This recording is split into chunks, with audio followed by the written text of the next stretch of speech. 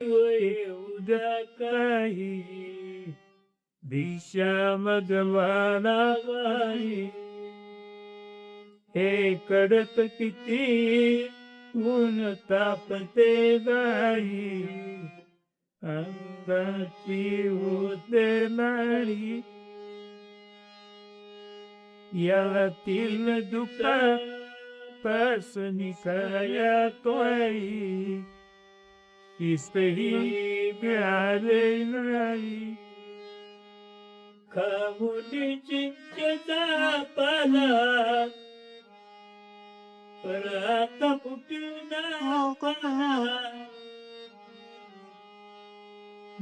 भिकाता आपण मागायला देवाच्या जाऊ घरला कामाई हो अख्याला हितागार नाही मी पुन्हा येणार.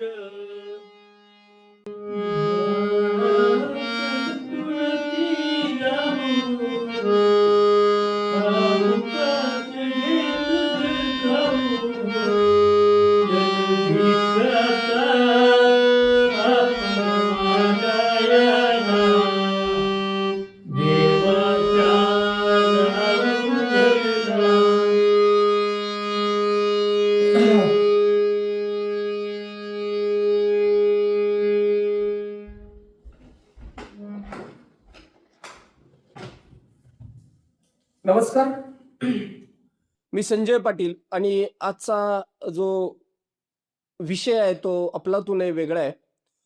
बाप माणूस आणि माझे पिताश्री यांचा आज हा वाढदिवस आहे. त्यानिमित्त एक छोटीशी त्यांच्या जीवनावरची एक मुलाखत मोठ्या आनंदानं उत्साहानं घेतोय.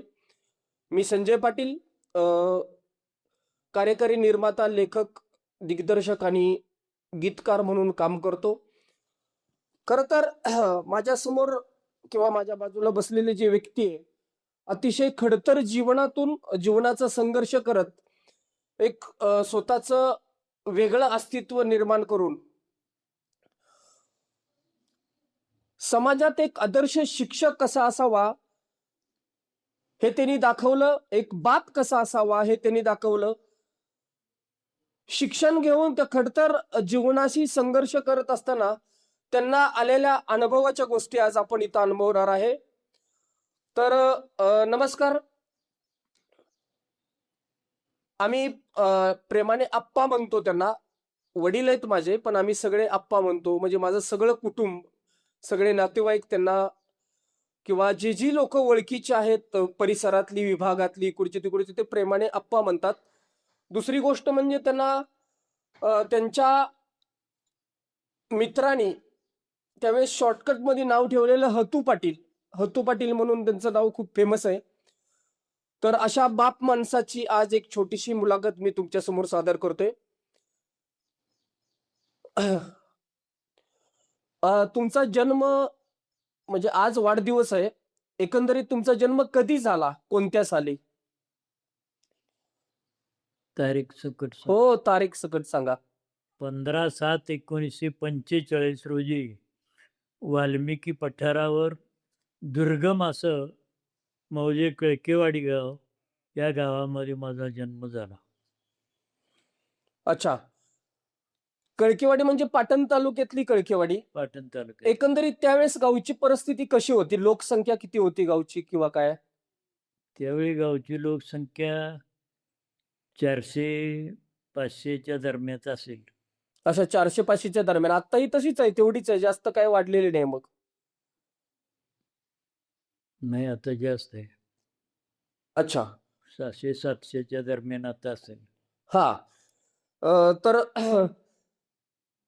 तुमचं जन्म ठिकाण आत्ता आपण ते बघतो ती कळकेवाडी वेगळी आहे आणि तेव्हाची कळकेवाडी खूप वेगळी असणार आहे. त्यावेळेस मला वाटतंय लाईट किंवा अशा कुठल्याच सुविधा नव्हत्या. काही नव्हतं त्यावेळी.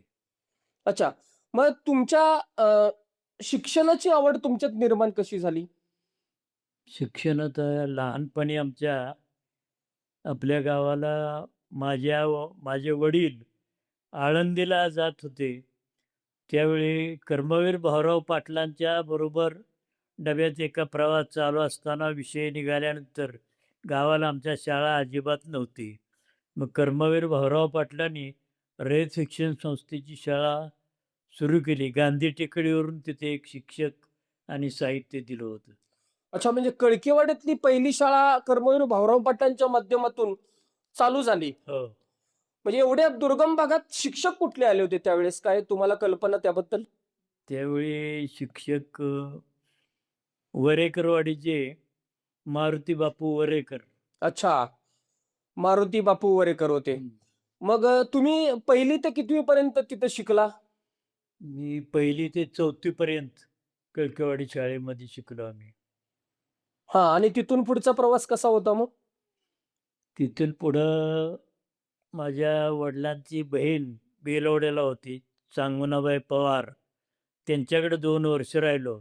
1957-58 तिथं 57 5वी-6वी शिकलो बेलवडे. बेलवड्याला. हं.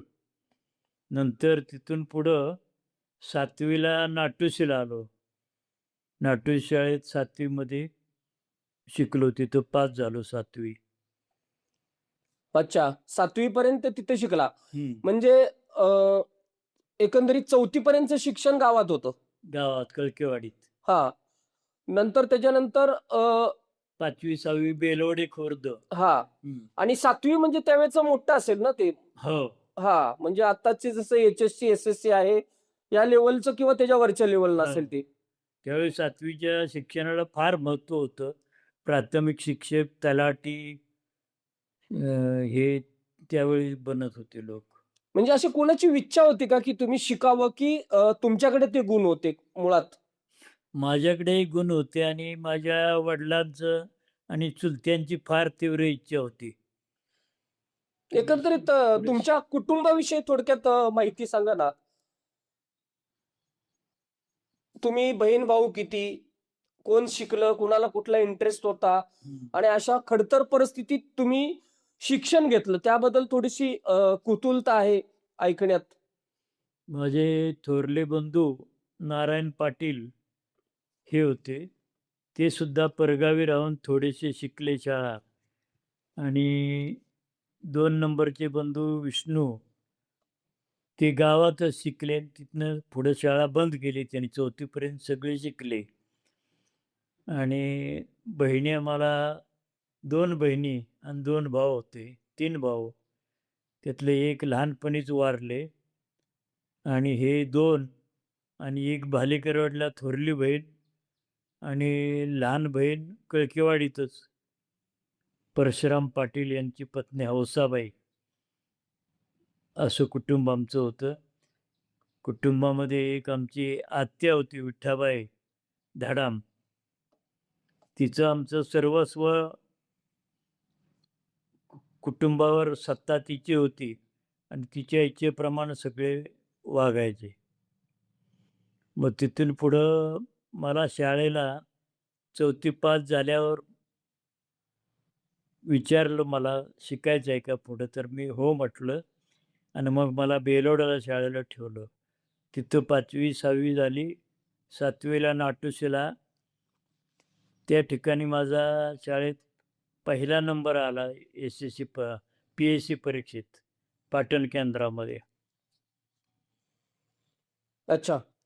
अ, म्हणजे आमच्या आजोबांच्या विषयी आम्ही ऐकलं ते खूप असे म्हणजे शिस्तप्रिय होते हो, किंवा त्यांचा दरारा सगळीकडे होता. चांगला होता. अच्छा, वरती डोंगरावर राहून सुद्धा खालच्या लोकांच्यात किंवा ह्याच्यात एक वेगळं नाव होतं त्यांचं. नाव होतं. हां. ते स्वतः लहानपणी अगदी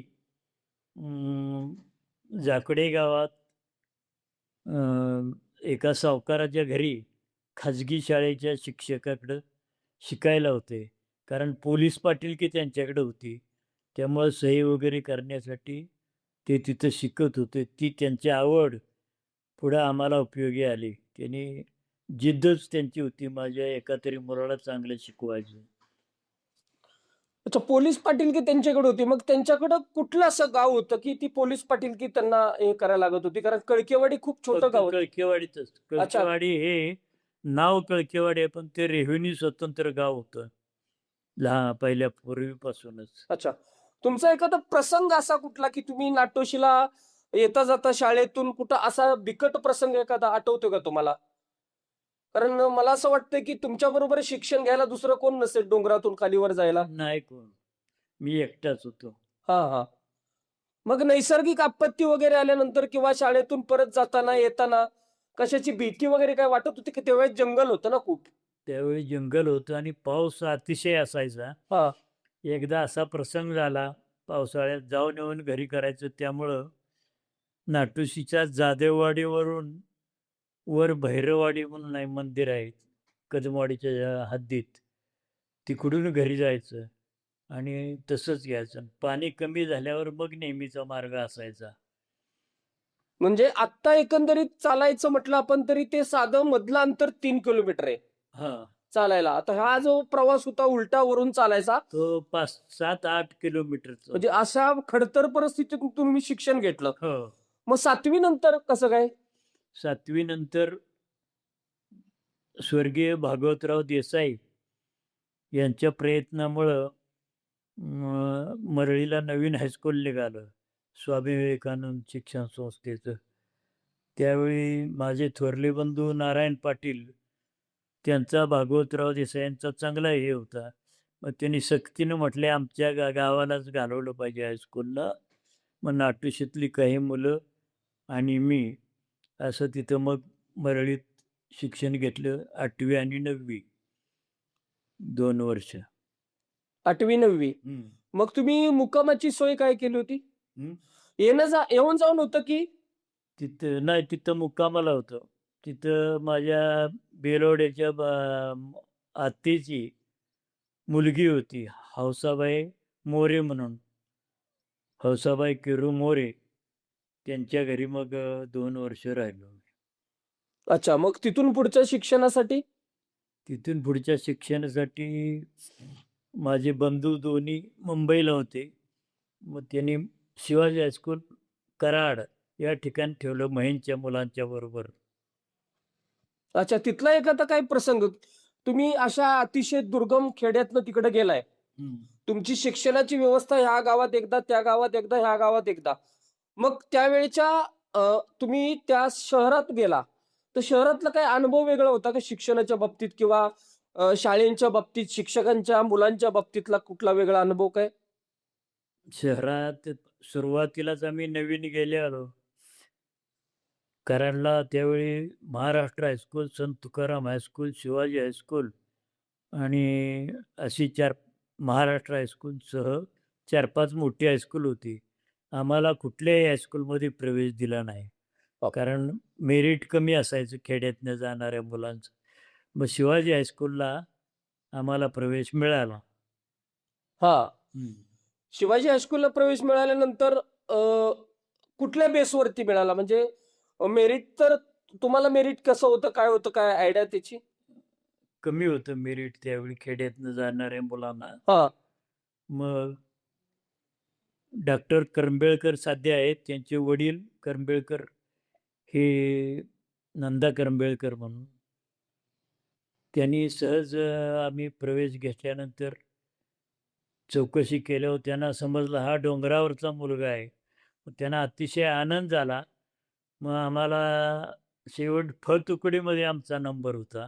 परंतु त्यांचे प्रेम बसल्यामुळं तुकडीमध्ये मला त्यांनी प्रवेश तासापुरता बसायला देणार आणि नाव तुकडीत. मग शिकवणीलाही त्यांच्याकडे होतं. त्यांनी 9 महिन्यापैकी 7 महिन्याची शिकवणीची फी माझी त्यांनी घेतली नाही किंवा परत केली असं म्हणा. माझ्यामार्फत सनबोर, महिंद अशा विभागातली काही मुलं 8-9 मुलं शिकवणीला त्यांच्याकडं गेल्यामुळं त्यांची भयंकर माझ्यावर प्रेम बसलं होतं. अच्छा. तिथं तुम्ही कितवीपर्यंत शिक्षण घेतलं कसं? 11वी पर्यंत. त्या काळात एस-एस-सी 11वी ला होती. आता 10वी लाही तशी नव्हती. मग 11वी तिथं झालो. आता तिथं राहण्याची व्यवस्था, खाण्याची व्यवस्था किंवा कुठली परिस्थिती अशी आड येत होती का कशासाठी? परिस्थिती तशी एकदा दोनदा आड आली. मग परत महिंदला स्वर्गीय हिंदूराव ज्ञानदेव पाटील म्हणजे साळुंके हे फौजदार रिटायर होऊन वारले. ते माझे चांगले मित्र होते.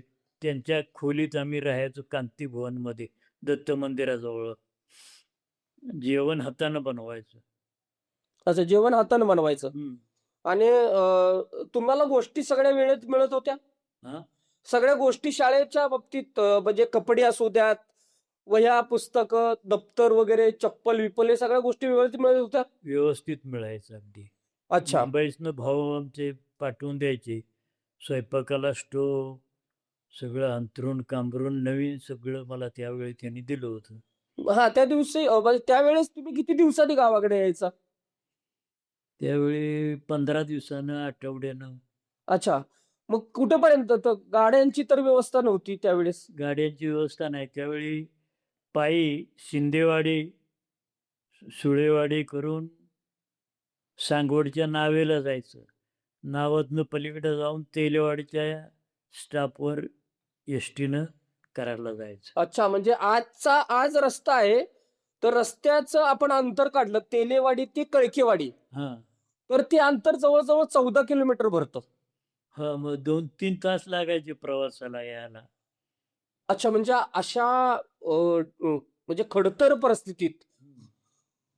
कळकेवाडी ते शिंदेवाडी हा आत्ताचा सुद्धा असा प्रचंड असा भाग आहे तो, की डोंगराच्या आणि एका टेकडीच्या असा मधून खाली अरुंद रस्ता आहे. त्या रस्त्याने खाली यावं लागायचं. हो. आजही तिथं जंगल आहे. आजही हिंस्र प्राणी आहेत तिथं. त्यावेळेस तुम्हाला भीती वाटत नव्हती तुमचं वय बघता? सवय झाल्यामुळं नव्हती भीती वाटत तेवढी. अच्छा, मग एवढं लांब चालून येऊन सांगवडातून पाण्यातनं मार्ग कायलेतून बाजूला यायचं. हो. तेलेवाडीत तेव्हा बस होत्या का? हां. एसटी होती तेलेवाडीला? होती की पाटण कराड. अच्छा. हं. मग तो तसा प्रवास करायचा. मग ते सांगवडच्या नावातनं पलीकडे जायचं नाड्यात. हां. आणि नाड्याच्या गावातनं वर तेलवाडी. त्यावेळी नव्या रस्त्याचं अस्तित्व नव्हतं आमच्या शिक्षणाच्या वेळी. बरं. मग पुढचं शिक्षण कुठं झालं तुमचं आणि तुमची नोकरी कशा पद्धतीनं लागली? ते काही छोट्या गोष्टी सांगा ना? पुढचं शिक्षण तसं सलग नाही घेतलं मग. हां. एस-एस-सी झाल्यानंतर आमच्या थोरले बंधू नारायण पाटील, त्यांचे स्नेही चांगले होते अंतुबुवा त्रिपुडीकर देसाई. त्यांच्या माध्यमातनं खरेदी विक्री संघामध्ये 2 महिने नोकरी केली होती. आणि त्याच काळात सेक्रेटरी कोर्स पण केला होता पाटणला. आणि मग असं करता करता जाहिरात निघाली जिल्हा परिषदेची. त्यावेळी जिल्हा परिषद नव्हती, लोकल बोर्ड. आणि मग शिक्षकाच्या नोकरीसाठी अर्ज केला. लगेच नोकरी मिळाली. मग 11 जानेवारी 1966ला लालबहादूर शास्त्रींचं निधन झालं. त्या दिवशीच मला कोकिसरे गावाची ऑर्डर मिळाली. तिथं मी हजर झालो जाऊन. अच्छा, म्हणजे तुमच्या नोकरीच्या दिवसाचं पण एक वेगळी गोष्ट तुमच्या स्मरणात राहण्यासारखी आहे, की लालबहादूर शास्त्रींचा त्या दिवशी मृत्यू झाला. हं. त्या दिवशी तुम्ही नोकरीला लागला हो. आणि मग तुमची पहिली शाळा कोणती होती? म्हणजे तुम्ही कोणत्या शाळेवरती? नेमणुकीची पहिली हां, शाळा कोकिसरे. कोकिसरे. हं. कोकिसरेत किती वर्ष काढली तुम्ही? कोकिसरेला मी सुरुवातीला दीड पावणे 2 वर्ष. नंतर माझी बदली कुसरुंडला झाली. कुसरुंडला असताना तिथं 2 एप्रिल 67ला माझं लग्न झालं. आणि त्यानंतर परत ट्रेनिंगला 13 जूनला वाईला ट्रेनिंग कॉलेजला निवड झाली. कुठलं ट्रेनिंग? कसलं training? Government basic training college for men Wai, इंग्रजी शिक्षणाचं होतं. अच्छा, हां. सरकारी कॉलेज. म्हणजे तुम्ही परत इंग्रजी शिक्षक बनला. हो. म्हणजे शिक्षण हे तुमचं नोकरी लागल्यानंतर तुम्ही शिक्षणात डेव्हलपमेंट केली किंवा शिक्षण घेत गेलात का पुढे? हो. अच्छा, म्हणजे पहिली 11वी केली, हो. मग तुम्हाला नोकरी लागली. हो. मग तुम्ही तो कोर्स केला. त्याला सिनी-पीटीशी काहीतरी नाव होतं ना असं? हां. सिनी-पीटीशी नाव होतं काहीतरी. त्या कोर्सचं? GBTCMY, अच्छा, GBTCM. Government basic training college for men Wai. Wai. अच्छा. मग तुम्ही पहिली 2 वर्ष 1965 ला नोकरीला लागला. नंतर मग 66 ला. 66 ला, सॉरी, 1966 ला नोकरी लागली आणि लग्न लगेच एका वर्षात झालं. हो. अच्छा, म्हणजे तुमचं वय काय होतं त्यावेळेस मग? त्यावेळी वय माझं 21-22. अच्छा, म्हणजे 21-22 वर्ष वय होतं. मग लग्नानंतर तुम्हाला हे रोज जाणं येणं. परत ट्रेनिंग सांगता राहिलं. ट्रेनिंग कॉलेज संपल्यावर मला सुदैवानं परत कोकिसरेस शाळा मिळाली. मग त्या ठिकाणी मी 17.5 वर्ष नोकरी केली. एका ठिकाणी? मग एका ठिकाणी एवढा वेळ कसं काय ठेवलं जातं? त्या काळात होतं तसं. अच्छा. चांगलं काम करणाऱ्याची बदली झाली तरी जिल्ह्याला जाऊन रहित करायचे. 2 वेळा तसं कोकिसऱ्याचे त्या काळचे पंचायत समिती सदस्य नाना धोंडी पाटील यांनी 2 वेळा माझी बदली रहित केली होती. असं कारण काय असेल त्याचं एवढं? विद्यार्थीप्रिय शिक्षक आणि त्यावेळी झाकड्याची वगैरे मुलं शाळेला भरपूर यायची. कोकिसऱ्याला मोठी शाळा होती. शाळेचा भरभराट झाली होती आमच्या काळात. त्यामुळे त्यांनी बदली होऊ दिली नाही. अच्छा. तुम्ही इंग्रजी शिक्षक म्हणून तुमची 7वी पर्यंत जिथं शाळा असेल, तिथं बदली व्हायची. हां. 5वी. त्यावेळी तासवार पद्धती होती. अ गट, ब गट आणि क गट. मग आमचा क गट कायमचा असायचा. हिंदी, इंग्रजी शिकवायचं आणि चित्रकला प्लस शारीरिक शिक्षण. अच्छा. थोडक्यात म्हणजे मी पण माझ्या वडिलांचा विद्यार्थी आहे. मी 5वी ते 7वी पर्यंतची जी शाळा होती, पहिली म्हणजे 1ली ते 7वी पर्यंतची जी महिंदला शाळा होती, महिंद. त्या महिंद शाळेत मी माझ्या वडिलांचा विद्यार्थी होतो. मी वडिलांच्या बरोबर शिक्षण घ्यायला जायचो.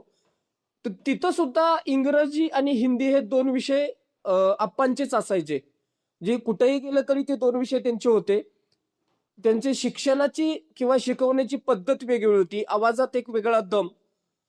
त्यापेक्षाही दुसरं गुण म्हणजे आता आपण सुरुवातीला बघितलं, की त्यांना हार्मोनियम वाजवणं, गाणं, अभिनय करणं किंवा अभिनय करवून घेणं हे एक कलाकौशल्य किंवा गुण त्यांच्याकडं भरभरून असा आहे.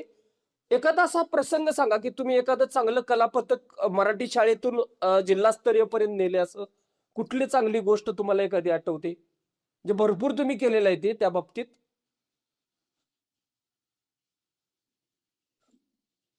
शाळेच्या म्हणजे गावाच्या परिसरापुरतंच कोकिसऱ्याला हे सांस्कृतिक कार्यक्रम 2-3 केले होते. हां. महिंदला मोठे कार्यक्रम 2 झाले होते चांगले. तो कार्यक्रम बघून उपशिक्षणाधिकारी पदावर असणारे पंढरपूरजवळ काय गाव आहे जायला, गाडगे साहेब म्हणून होते. त्यांनी माझी निवड कार्यक्रम बघून औरंगाबादला केली होती खास अगदी. औरंगाबादला कशासाठी? औरंगाबादला कोर्स होता महिन्याचा. अच्छा. बरं, तुम्ही नोकरी करत तुम्ही बी-ए, बी-एड केलंय. हो. एक्स्टर्नल म्हणजे बी-एड. तुम्ही बी-ए कधी एक्स्टर्नल केलं हां. आणि बी-एड? बी-एड मुंबई विद्यापीठ. राजाराम शिंदे, आमदार राजाराम शिंदे, पेडांबे, रत्नागिरी, चिपळूण तालुक्यात. तिथं केलं 1 वर्षाचं. अच्छा. तेव्हा तुम्ही कुठे शाळेला होता? त्यावेळी मी महिंदला. अच्छा. त्याच्यानंतर पण तुमचा एक औरंगाबादला कुठलातरी कोर्स होता ना? नाही, नाही. तो महिंदच्या शाळेतला तोच जे तुम्हाला तुमच्या बरोबर ते धनवडे सर वगैरे होते इंग्लिशचं काहीतरी कुठला. धनावडे. हां. धनावडे ना आर.डी. सावंत अच्छा. पालीचे, साखरपा पालीचे. अजून त्यांचे फोन वगैरे येतात. अच्छा, तुमच्या शिक्षकांच्या ट्रेनिंग असायच्या कुठल्या-कुठल्या शाळेवर इकडं-तिकडं किंवा सांस्कृतिक विभागातून अशा कुठल्या काही आठवणी किंवा असे काही किस्से आहेत का? जिथं तुम्हाला सांस्कृतिक कुठला कार्यक्रम गाणं म्हणायला लावायचीत लोकं किंवा असं काय आठवतं तुम्हाला बऱ्यापैकी? ते आमच्या शिक्षकांचं संमेलन असायचं त्यावेळी. त्या संमेलनामध्ये असे प्रसंग यायचे कधी-कधी. अच्छा. तर एकंदरीत असे काही विद्यार्थी असतील, मी खूप वेळा बघितलंय, की मला अभिमान येतो, की तुमचे विद्यार्थी म्हणजे ते तुमच्या बरोबरचे दिसतात. म्हणजे म्हातारेच दिसतात जवळ-जवळ. ती लोकं तुमच्या रस्त्यावरती पाया पडतात बुटासकट. हं.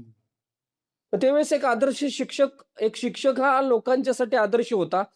आताची शिक्षण पद्धती किंवा शिक्षक बघितलं तर ते म्हणजे खूप तफावत आहे या गोष्टीत. अशा काही विद्यार्थ्यांना तुम्ही कधी असं पालकत्व घेतले का त्यांच्या शिक्षणासाठी? नाव नका कोणाचं घेऊ.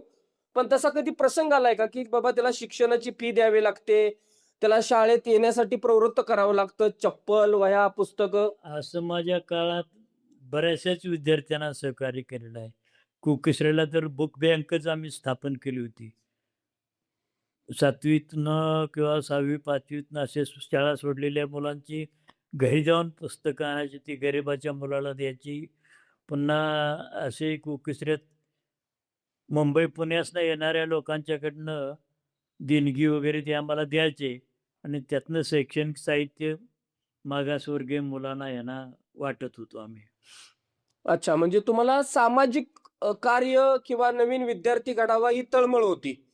अशा ह्याच्यातून तुम्ही मोरणा नागरी नावाची एक लोकांच्यासाठी विभागातल्या बिगर शेती सहकारी पतसंस्था निर्माण केली. हं. तर मला असं वाटतंय त्याचा मूळ पाया तुम्ही सगळे शिक्षक किंवा कोण होता? त्याचा काय थोडासा अनुभव? त्यामुळे कुकेश्रीचेच राजाराम रामचंद्र पवार आहेत सध्या आता. त्यांचं वय आज 90 आकडा आहे. ते आनंदराव भिवाजी वरेकर, सखाराम ज्ञानू शिंदे, स्वतः मी आणि विष्णू ज्ञानदेव देसाई, ते वारले तालुका मास्तर. अशा शिक्षकांनी आणि सगळ्यात ते प्रेरणास्थान होतं हिंदूराव यादव येरवळ्याचे. ते मोरगिरीला शिक्षक होते. त्यांना जास्त आवड होती कारण यांना कुठल्यातरी संस्थेतनं कर्ज देण्याला ह्याला आवेरलं होतं. त्या जिद्दीनं त्याने ठरवलं आपण आपल्या विभागामध्ये पतसंस्था काढायची. मग यादव, पवार, मी सखाराम ज्ञानू शिंदे, वरेकर या लोकांनी हिरिरीनं स्वतःच्या पैशानं 3-3 वर्षाला लोकांनी आम्हाला शेअरचे पैसे दिले. कारण त्यावेळी ₹100 वगैरे अशा तऱ्हेनं लोकांना सुद्धा लवकर मिळायचे नाहीत. यामध्ये अग्रेसर होते सखाराम ज्ञानू शिंदे कुसरूनचे. त्यांनी 350 जवळ-जवळ लोकांचे पैसे स्वतः भरले होते आणि अशा तऱ्हेने ती संस्था स्थापन झाली. ती आज चांगली भरभराटीला पोहोचलेली आहे. आज म्हणजे त्या संस्थेचं नाव खूप मोठं आहे. जरी विस्तार क्षेत्र तुम्ही त्यावेळेस खूप कमी घेतलं होतं, हं. तरी सुद्धा 3 ब्रँच आहेत त्याच्या. एक मुख्य जी आहे ती मोरगिरी, हो. नंतर कुसरुंड आणि पाटण. पाटण. हो. आणि चांगला असा प्रतिसाद आहे. भरपूर लोकांना तुमच्या संस्थेने सहकार्य केलंय. ही अशी कामं करत असताना तुम्हाला तुमच्या गावाविषयी कधी आपलं गाव पुढं रस्त्यावर येईल किंवा काय होईल अशा याच्यासाठी काही प्रयत्न केले होते? खूप रस्ताच नव्हता म्हणजे आत्ता रस्ता 2014 ला रस्ता झाला. जवळ-जवळ आम्ही बघितलंय, आम्ही पायीच चाललोय. तुमच्याबरोबर महिंदपर्यंत चालत आलोय शाळेला, कुसरूनला शाळेत आलोय. तिथून पाटणला मी कॉलेजला आलोय. तर आम्ही सुद्धा ते अनुभवले, जे आता आमच्या मुलांना नाही अनुभवता येतंय. त्यावेळेस त्या डोंगरातनं खाली येणं-जाणं म्हणजे खूप अवघड होतं. कितीतरी हो. माणसाचा अपघात झालेले आहेत. अगदी मृत्यूच्या दाढेत सुद्धा माणसं गेलीत. जो त्याच्यात तुमचा भाचा होता. हं. जो त्या खडतर अशा पायऱ्यातून डोंगरातून खाली आला. सदाशिव पाटील. हां, आणि त्याच्यातच त्यांच्या सगळ्या गोष्टी परत हळू-हळू हे होऊन गेल्या. हं. तर तुम्हाला काय असा वाईट प्रसंग आठवतोय का, की तुम्ही येता-जाता तुम्हाला शाळेत येताना किंवा जाताना वेळ झालाय, तुमचं वय लहान होतं आणि मग अशी कुठली अडचण तुम्हाला भासवत होती त्यावेळेस? तशा लहान-मोठ्या बऱ्याचशाच अडचणी, पण एवढं विशेष काही नव्हतं. अच्छा, त्यावेळीची ती परिस्थिती होती की प्रत्येक गोष्टीला तोंड द्यायचं. हं. मला वाटते आत्ता रस्ता झाला ना 2014ला, 15ला. हां, हां.